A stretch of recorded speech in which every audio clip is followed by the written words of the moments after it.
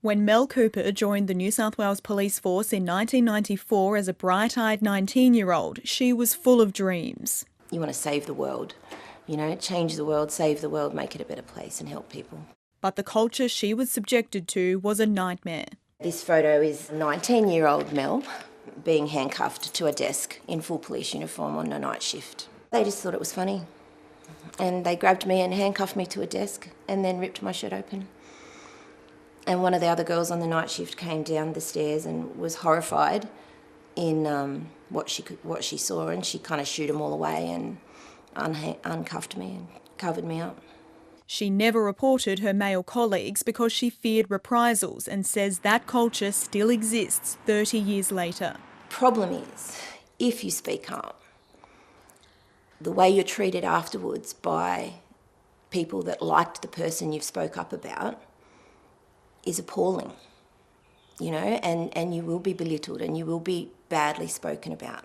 The former senior sergeant says throughout her career she witnessed relentless bullying and a toxic culture towards women. When she did speak out, she says she was white-anted or targeted with counter-complaints. You felt like that was retaliation? 100% it was retaliation. She says crucial opportunities that were needed for promotions were used as punishments and rewards. The culture is so toxic. It is still such a boys' club, and it's not what you know, it's who you know.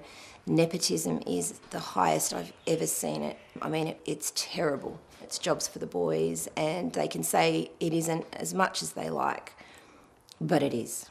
For Mel Cooper, the suicide of one of her former troops who'd been suffering from PTSD was a turning point. Her offer to help the officer was rejected by a superior. When I was told to butt out, that officer's no longer your problem, and then she took her own life, I mean, I can't work for an organisation like that anymore.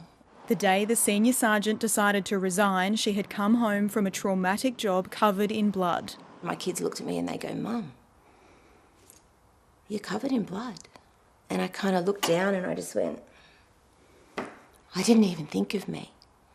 And I just went, I can't do this anymore. I can't keep fighting. I'm out of fight. 30 years of fighting, and it's not getting any better.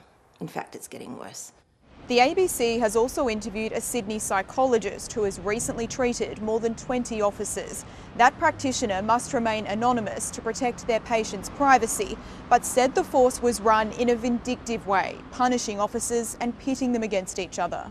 When she retired this year, Ms. Cooper says the force delivered one final kick in the guts. It published an article revealing without permission that she and other officers had been medically discharged due to psychological injuries. So they have disclosed my personal and private medical information to the entire police force. I mean, how dare they? I was livid. Everyone is so angry. She's one voice among many the ABC has spoken to, calling on the Commissioner to overhaul police culture. If you can't look after your police, how are they meant to look after the public?